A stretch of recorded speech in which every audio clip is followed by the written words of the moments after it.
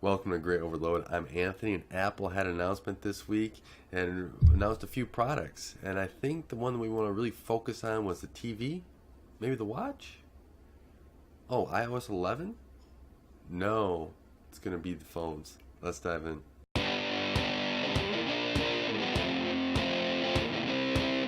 I'm going to try to fly through all of the devices Apple announced here that'll be released very soon, pre-orders very soon, and fly through these as fast as possible. But let's start off with the Apple 4K TV. Great job, Apple, getting finally up in the realm of 4K HDR like some other companies already have. That's great, but the biggest thing about this Apple TV to me is not that it finally is up to everybody else. The biggest thing to me is that all your stuff that's on iTunes that shows that you can play, if it's HD, that will automatically be updated for free to 4K HDR if that content is released for it. So that free upgrade path is great. I think everyone else should be taking note of this in the industry and be saying, okay, we're also going to be able to do that as well. So that's my biggest takeaway from the Apple 4K TV.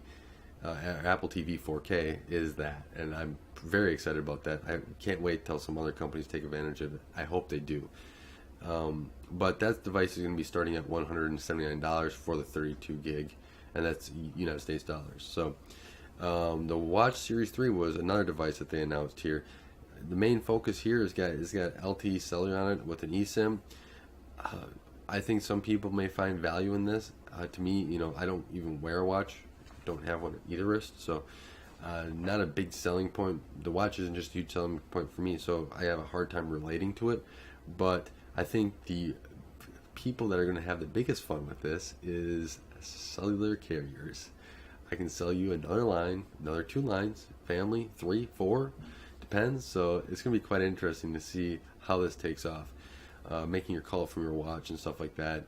It'll be interesting to see how this works in a public setting. But starting price there is $329. They're getting rid of the Series 2 and keeping the Series 1, so just keep that in mind as well. But with the watch, you also get 40 million streaming songs, series, and alerts from your favorite apps. Basically kind of being your smartphone in that small screen that you can then have all the stuff on. So kind of interesting move here by Apple going forward. So I wonder how they're going to evolve the watch going forward, and I'm kind of interested to see that as well. Let's jump into the big news, I think, was the iPhone, and I think that's what everyone was waiting for as well, is the iPhone 8 and 8 Plus, and then the iPhone X, that it's almost all screen. But with the iPhone 8, that starts at $699 for the 64 gig.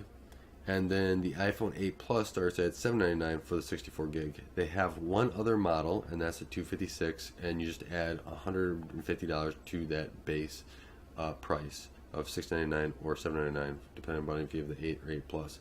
Again, the screen sizes there are going to stay the same, like the iPhone 7 and 7 Plus, which is 4.7 and 5.5 inches. And this is just one of my, not my daily driver phone, but just one of the phones I have. And I probably won't be updating this to the new iPhone at all. I don't see a need at this time. Maybe there is, but one interesting thing, or a few of the interesting things here in the iPhone 8 is new glass design. It's supposed to be the most durable glass ever in a smartphone, and they're also going to do aerospace aluminum band around the outside. So it comes in silver, gray, and gold finishes. So they got rid of the black finishes. From there. Wireless charging.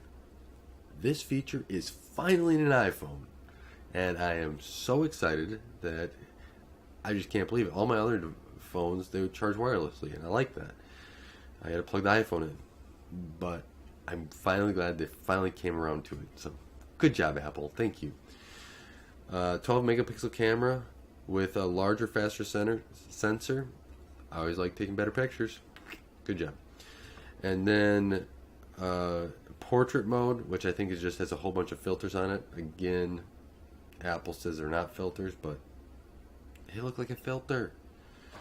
And then also say water and dust resistant, which I think is good. So especially when you drop your phone in the dust and then you need to rinse it off, great, great for that. No, I think it's just a great thing. Accidents happen, and you know what? It's one benefit to have that and not have to go and get a phone repaired and everything else. So I think that's a great move by Apple to continue to have that in there as well. Then they have the chip, and I want to go over the chip a little bit. I like the internal parts of the phone. I think that's the most interesting part to me is the internals. But they have an A11 Bionic, and naming has not been good. I mean, seriously, just call it the A11. Why do we need the Bionic? So, but with that, getting over that part of it is that it has 4 efficient cores, 70% faster than the A10 Fusion, and at 2-core performance, it is 20% faster, or 25% faster, excuse me.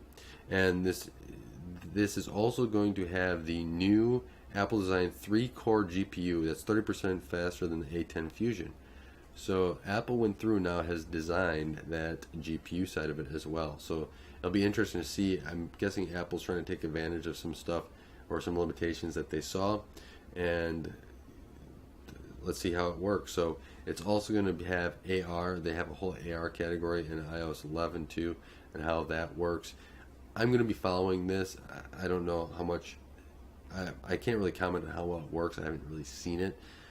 And one thing is how is it going to take off and how developers are going to use it to best kind of move that AR forward. So that's kind of interesting to me. But let's jump into iPhone X. I think this was the exciting announcement that everyone wanted to wait for, and it's pretty interesting, very interesting, I would say. 5.8 inches of an OLED screen. It is all screen except for a small bar chart that's for all the camera stuff. So yeah, it's almost all screen.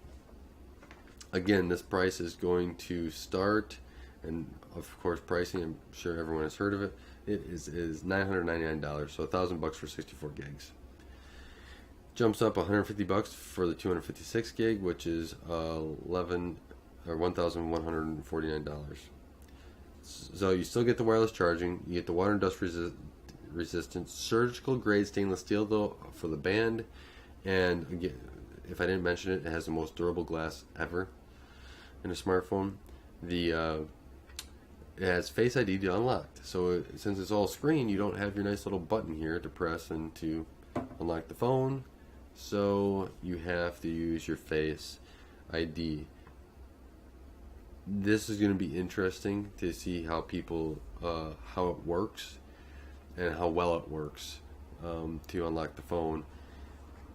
I'm going to be interesting, especially if somebody has like a major change or something like that. How well does it adapt? They say that it does adapt over time.